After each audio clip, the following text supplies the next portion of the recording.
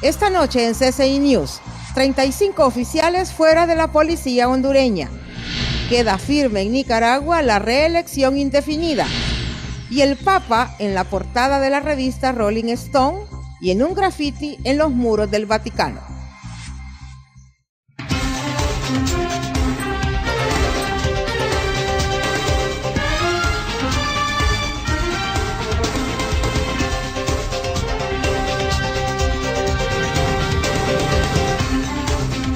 Este es su noticiero CCI News, con Mayra Navarro. Hola, ¿qué tal? Les saluda Mayra Navarro. Bienvenidos a esta emisión de CCI News. Gracias por acompañarnos hoy. Transparencia Internacional y la Asociación para una Sociedad Más Justa presentaron hoy una carta de intenciones que fue firmada por el presidente Juan Orlando Hernández, quien en su discurso inaugural se comprometió a crear en su gobierno un sistema que va a crecer sano, bien administrado, sin corrupción y a la velocidad que lo permita la expansión de la economía nacional, basado en la transparencia y en la integridad pública. Estoy convencido que el pacto por Honduras trascenderá en nuestra historia. Este es el momento de transformar Honduras y hoy es el inicio del nuevo futuro de nuestra patria. Les quiero agradecer nuevamente y decirles, para finalizar, que varios de ustedes en el gobierno anterior participaron en un gran acuerdo por Honduras. Yo fui firmante como testigo. Prácticamente más del 70% de esos acuerdos son una realidad. Quiere decir que los hondureños ya vamos aprendiendo a desarrollar esa cultura. Y ahora más que nunca les puedo asegurar que lo que acordemos y en lo que corresponde a los compromisos nuestros, vamos a cumplirlo como debe ser. Entre tanto, la Secretaría de Seguridad y la Dirección General de la Policía Nacional informaron hoy que a 35 miembros de la Policía Nacional se les otorgó el retiro honroso y voluntario. Estos policías presentaron su petición el 27 de enero de este año. Los 35 oficiales que se retiran brindaron importantes aportes a la patria, desempeñándose a través de su trabajo dentro de la institución policial, dice el comunicado. Nuevas generaciones podrán ocupar los cargos que tenían dicho policías. Y en otra información relacionada, acatando la primera orden del presidente Juan Orlando Hernández, elementos de las Fuerzas Armadas y de la Policía Nacional iniciaron hoy la operación Morazán, realizando operativos en las zonas con más índice de violencia y delincuencia de Honduras. Los operativos tienen como finalidad la captura de miembros de maras y pandillas que mantienen sumergidos en el temor a los hondureños. En el Distrito Central, militares y policías se han internado en los mercados en busca de grupos delincuenciales. Además, se realizan allanamientos en la colonia Bellavista, en Comayagüela, en donde los militares, con caninos del Escuadrón Antidrogas, inspeccionan cada una de las casas en busca de alucinógenos y armas. Mientras que en la ciudad de San Pedro Sula, los efectivos de las Fuerzas Armadas y la Policía realizaron operativos en las colonias Sandoval, Reparto, Lempira, Calpules y La Pradera. En la mañana de hoy estuvimos en una fuerte operación en toda el área de los mercados, que es un área sumamente compleja y donde la población pide siempre que las fuerzas que están encargadas de la seguridad del Estado puedan hacer presencia en estas áreas, teniendo algunos resultados de personas capturadas, alrededor de 39 personas.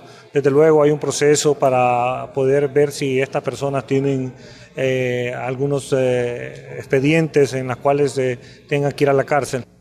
Y este día también los simpatizantes del Partido Libertad y Refundación Libre pintaron algunas de las casetas del Trans 450 que mancharon ayer durante una protesta simultánea a la investidura presidencial de Juan Orlando Hernández. Dirigentes del Libre habían convocado a una marcha pacífica en rechazo al proceso electoral y democrático que consideran como fraudulento. Sin embargo, un grupo de simpatizantes comenzó a quemar llantas en la intersección del Boulevard Suyapa y el Juan Pablo II a la altura de Emisoras Unidas, mientras otras pintaron mensajes ofensivos en la infraestructura del Trans 450 que fue inaugurada hace menos de una semana. La acción de los seguidores del Libre provocó el repudio generalizado de la sociedad hondureña, pero hoy simpatizantes de ese partido, seguidores de ese partido, pues se dieron a la tarea de cubrir las paredes y de quitar todos los grafitis que habían puesto ahí.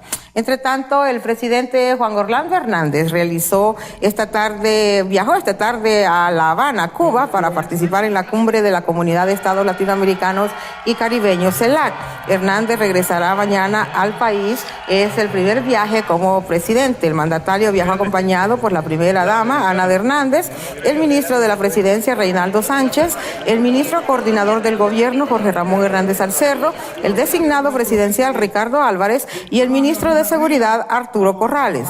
El mandatario también lo acompaña el expresidente Porfirio Lobo Sosa, quien recibirá un homenaje de parte de los miembros del CELAC.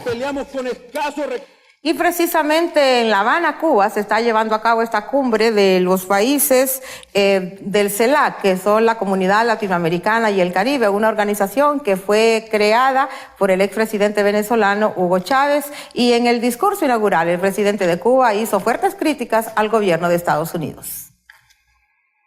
La Comunidad de Estados Latinoamericanos y Caribeños abrió este martes en La Habana su primera cumbre en ausencia del principal impulsor del bloque, el fallecido Hugo Chávez. El presidente cubano Raúl Castro recibió a los invitados para la inauguración del cónclave en La Habana. Lamentamos profundamente la ausencia física de uno de los grandes líderes de nuestra América, el inolvidable presidente venezolano Hugo Rafael Chávez Frías, un ferviente. Castro abrió la segunda cumbre de la CELAC con críticas a Estados Unidos por su programa global de espionaje de telecomunicaciones y el aislamiento que impone a Cuba. El bloque pretende crear un nuevo paradigma de cooperación adaptado a las necesidades de la región. Debemos ejercer plenamente la soberanía sobre nuestros recursos naturales y plantearnos políticas adecuadas en relaciones con la inversión extranjera y con las empresas transnacionales que operan en los países que componen la CELAC. Como invitados asisten el secretario general de la ONU, Ban Ki-moon, y el de la Organización de Estados Americanos, José Miguel Insulza, en la primera visita de un titular de la OEA a la isla en medio siglo. En la cumbre participan los 33 países del bloque. El miércoles suscribirán una declaración de más de 80 puntos, con temas que van desde la lucha contra la pobreza al desarme. El encuentro servirá además para que los gobernantes de Perú y Chile se vean las caras tras un histórico fallo sobre límites marítimos que favoreció a Lima. Vamos a mensajes comerciales y al volver, Nicaragua deja firme la reelección indefinida y México oficializa los grupos de autodefensa. Ya regresamos.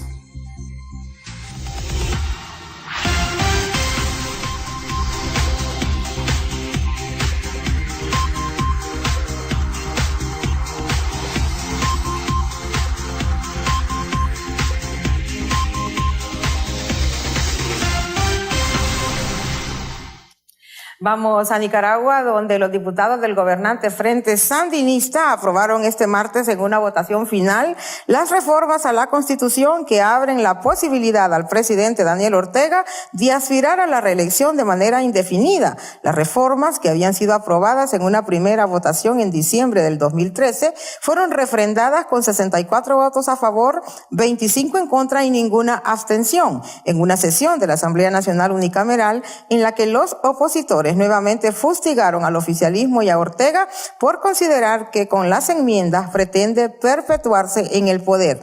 Las reformas también eliminan la segunda vuelta electoral y de igual forma la enmienda otorga mayores facultades al ejército, que controlaría el espectro radioeléctrico y las telecomunicaciones, y sus oficiales generales podrían ocupar cargos públicos sin renunciar a la vida militar.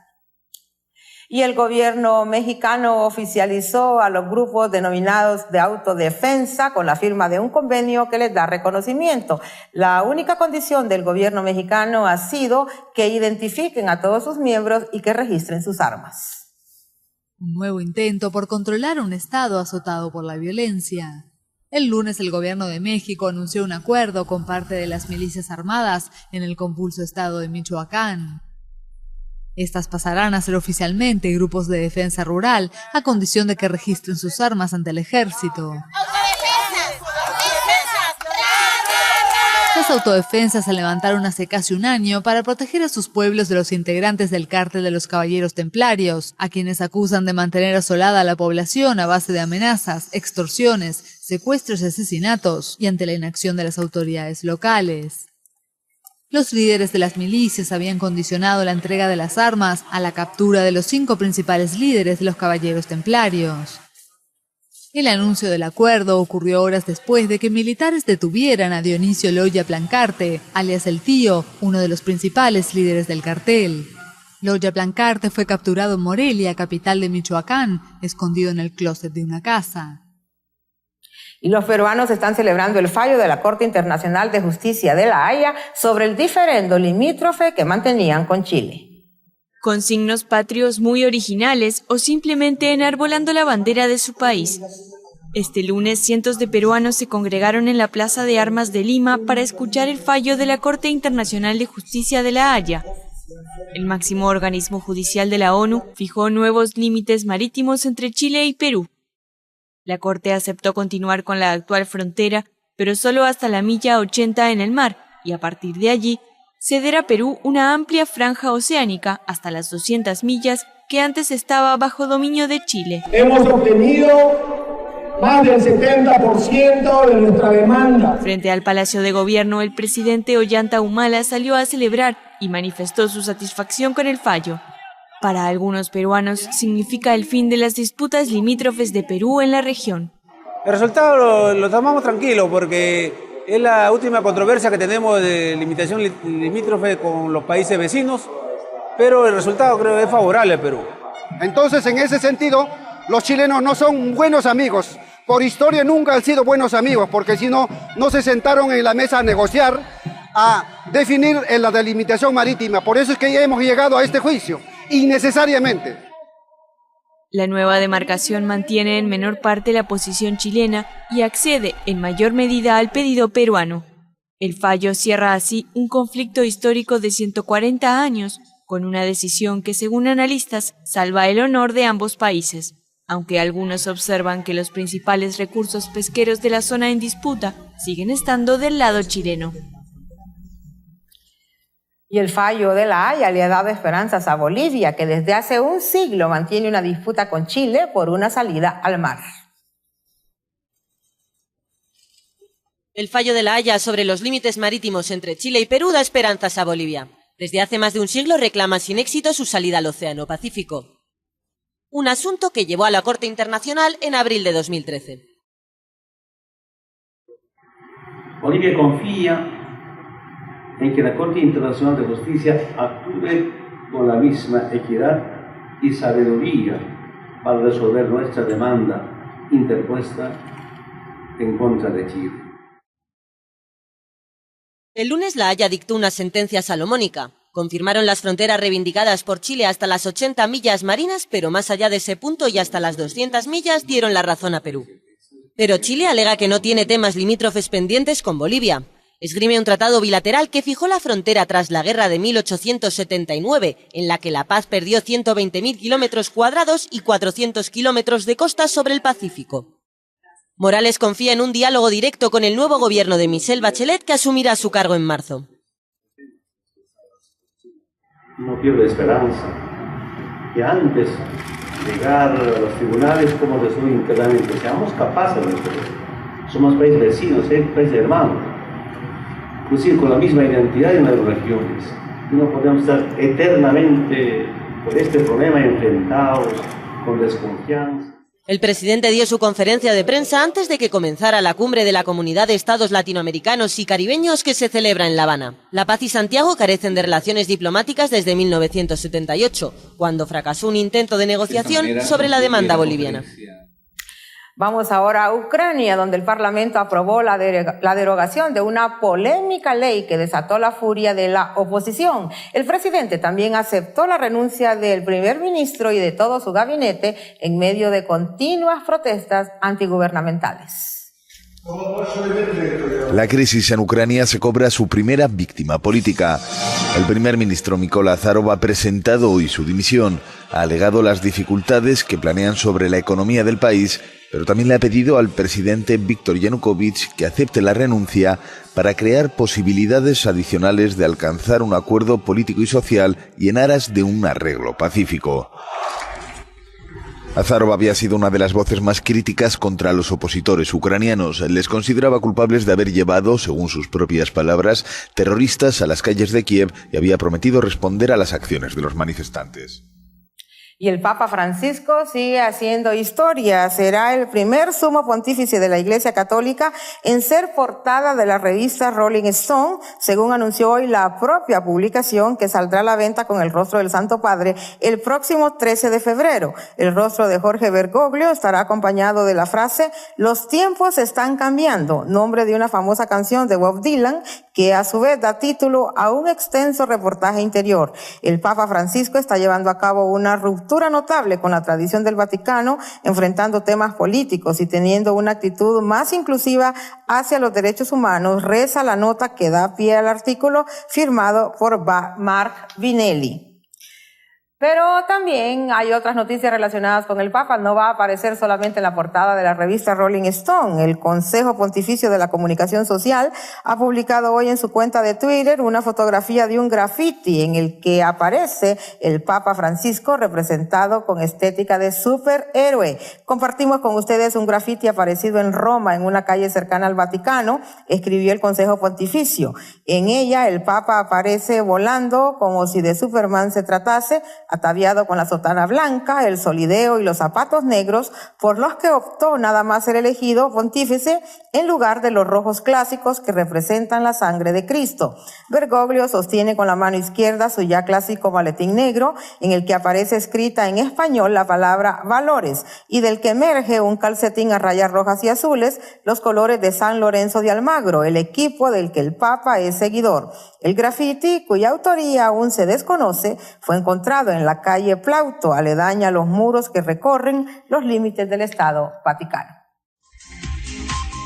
Hacemos otra pausa comercial y al regresar, da comienzo en San Pedro Sula la Cumbre Global CCI 2014. Ya volvemos.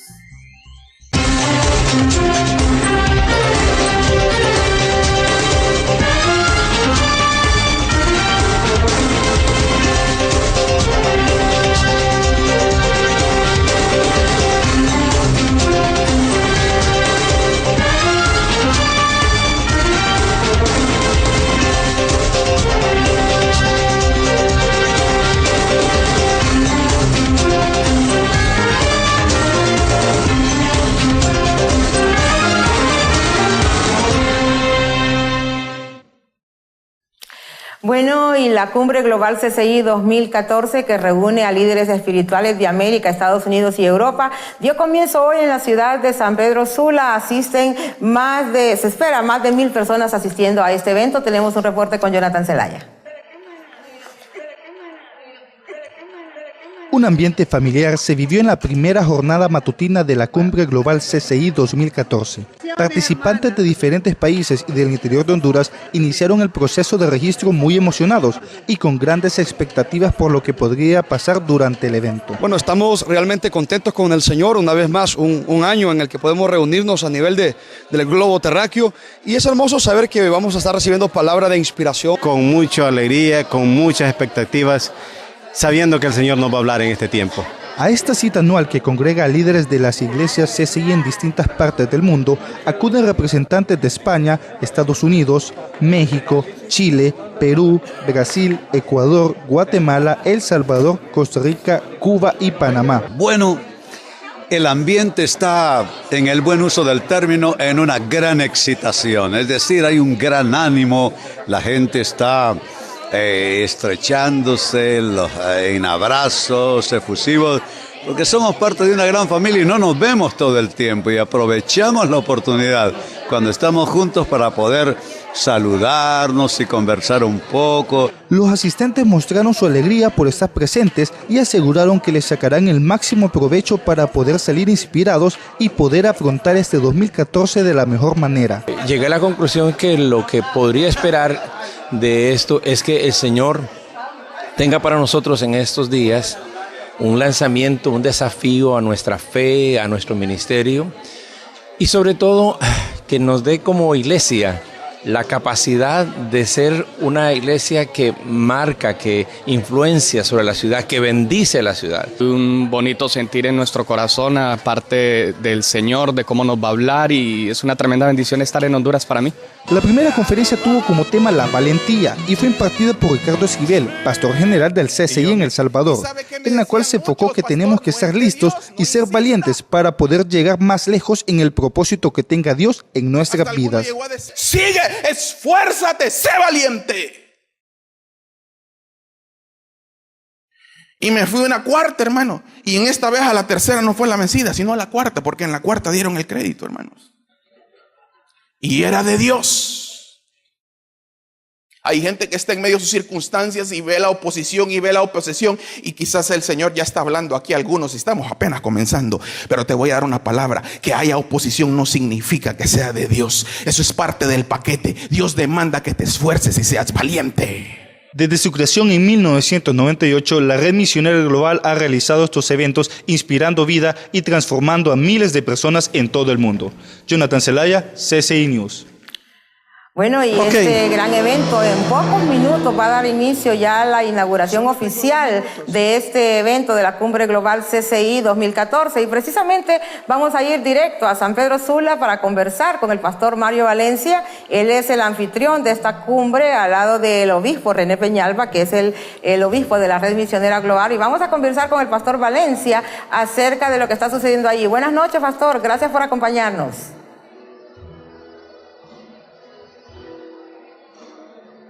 Muchas gracias, licenciada Mayra. Aquí estamos, muy bendecidos, tremendamente impactados por lo que Dios está haciendo en esta cumbre.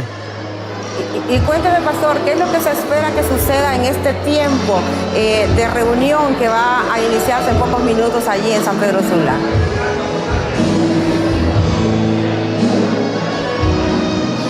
Pues estamos esperando un fuerte derramamiento del Espíritu de Dios, una impartición. Estamos muy expectantes de lo que Dios va a hacer, activación para cosas nuevas que Dios tiene en nuestra red global. ¿Cómo se sienten ustedes ahí en San Pedro Sula de ser los anfitriones de esta gran cumbre? Por primera vez, San Pedro Sula, anfitriones de esta cumbre.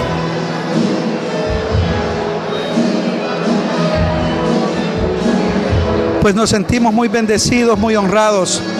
Y lo que más anhelamos es que todas las delegaciones se sientan bien recibidas, pero también que suceda algo catalítico para nuestras vidas y así poder tocar no solo nuestra amada nación, sino también las naciones de la tierra. Bueno, Pastor Mario, le agradecemos muchísimo por acompañarnos y darnos esta información acerca de lo que va a suceder ya en pocos minutos. Entendemos que esta mañana ya tuvieron la primera jornada de este evento, de esta reunión.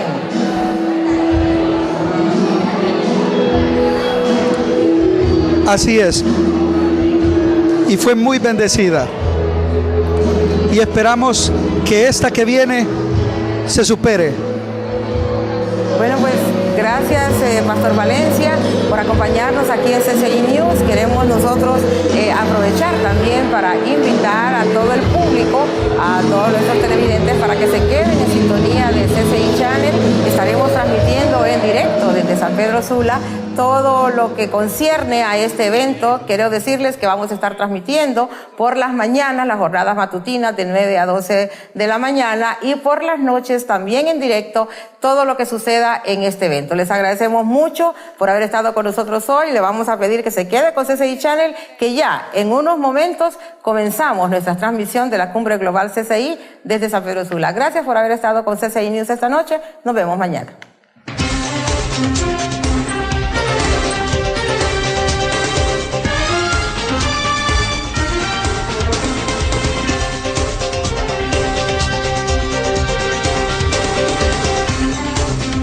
Este fue su noticiero CCI News con Mayra Navarro.